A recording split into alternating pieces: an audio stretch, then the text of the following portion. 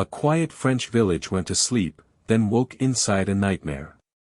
People saw monsters, leapt from windows, and begged doctors to save them from invisible flames. The villagers blamed one thing, the bread.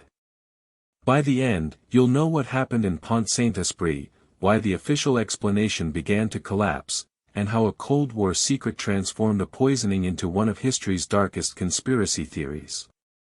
August 1951.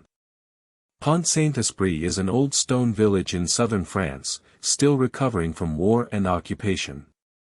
The days are hot. The streets smell of dust, river water, and bread. Then patients begin arriving at the local doctor's office.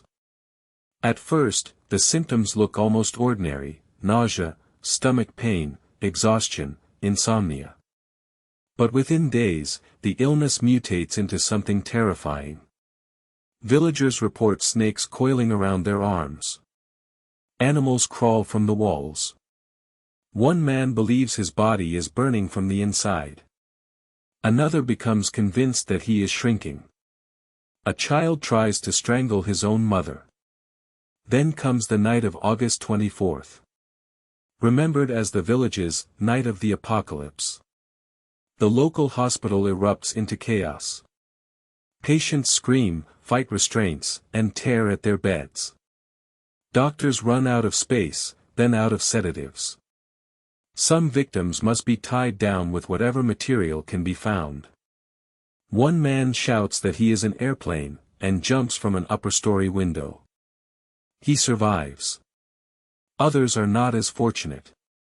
By the time the outbreak subsides, hundreds have reported symptoms, dozens have been confined to hospitals or psychiatric wards, and several people are dead. Something entered this village. And almost everyone suspects it came from the same bakery. Investigators trace many of the victims back to bread sold by the village baker.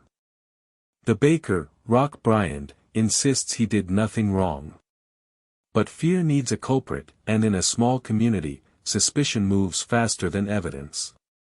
Police arrest him, along with the miller who supplied his flour. The leading theory sounds medieval: ergot poisoning. Ergot is a fungus that infects rye and other grains. For centuries, contaminated harvests caused outbreaks known as St. Anthony's fire. Victims suffered convulsions, burning sensations, gangrene, and hallucinations. Ergot also contains compounds chemically related to LSD. Suddenly, the madness appears to have a name. Newspapers seize on it. Cursed bread becomes the explanation repeated across France and eventually around the world. It is vivid, ancient, almost biblical. There is only one problem. The details do not fit cleanly. The bread was believed to contain mostly wheat, not rye. Investigators could not establish enough ergot contamination to explain the scale of the outbreak. And while some symptoms resembled ergotism, others did not. The neat answer starts cracking almost as soon as it is announced. Then other possibilities emerge: toxic bleaching chemicals used in flour, mercury-based pesticide on stored grain, contamination somewhere between the field, mill, and oven. The deeper investigators look, the less certain the story becomes. Here is where the case becomes stranger.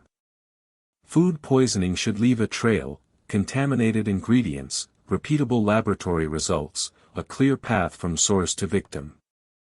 Pont-Saint-Esprit leaves fragments. Some experts support ergot. Others argue the symptoms and timing make classic ergotism unlikely.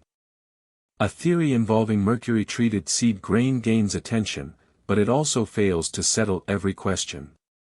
Another suspect is nitrogen trichloride, a chemical once used to bleach flour. Exposure could cause neurological damage and convulsions, although proving that it poisoned this particular village is another matter. You are left with several mechanisms, but no uncontested cause. Meanwhile, the human story disappears beneath the theories. Families watched relatives become strangers. Survivors carried shame over things they had seen or done while delirious. The baker's reputation was destroyed even though responsibility was never firmly established. And the phrase, "madness from bread," hardened into history. But before we get to the theory that turned this medical mystery into a Cold War thriller, you need to understand something even stranger. Pont-Saint-Esprit happened at exactly the moment governments were becoming obsessed with controlling the human mind. In the early 1950s, intelligence agencies feared that enemy governments had discovered methods of brainwashing prisoners and breaking human resistance. The CIA began researching psychoactive drugs, interrogation techniques, hypnosis, and behavioral control. LSD became one of its most notorious tools. Under programs that eventually fed into MKUltra, the agency funded experiments in which people were sometimes given drugs without informed consent. Government employees, prisoners, psychiatric patients, and ordinary civilians could become test subjects without understanding what was happening to them. That part is not speculation. Declassified records confirm unethical experimentation. Decades later, a darker allegation appears: Pont-Saint-Esprit was not poisoned accidentally. The village had been used as a secret test site, with LSD dispersed through bread or another method. The claim draws strength from circumstantial connections, ambiguous documents, and the established fact that intelligence agencies did dose unsuspecting people. It feels disturbingly plausible. A population hallucinates. Officials offer competing explanations. Records remain incomplete. Then evidence emerges that covert drug experiments really occurred during the same era. You can see why the theory refuses to die. But possibility is not proof. And this is where the story most often outruns the evidence. The strongest modern accusations rely heavily on later interpretations of documents and testimony connected to American biological and chemical warfare research. One document references an incident in France and an aerosol experiment. Another source allegedly described the village as an experiment. But these fragments do not provide a verified operational record showing that the CIA dosed Pont-Saint-Esprit. There is no authenticated order naming the village as a target. No confirmed delivery method. No reliable chain connecting American agents to the bakery's flour. Even the proposed use of LSD creates problems. LSD can cause extreme hallucinations and panic, but the severe digestive symptoms and other physical effects reported in the outbreak point toward a broader toxic exposure. Baking temperatures, dosage consistency, and the uneven pattern of illness create additional questions. And MKUltra itself was formally established in 1953. 2 years after the outbreak, though related American drug research had already begun. That does not make covert involvement impossible. It means the dramatic version of the story remains unproven. The conspiracy survives because it attaches itself to a documented crime. Governments truly did conduct secret experiments on people. But in this village, the surviving record stops just short of certainty. Here is the answer the evidence allows. The villagers were almost certainly poisoned through food, and contaminated bread remains the strongest common link. But the claim that ergot alone caused the disaster was never conclusively demonstrated.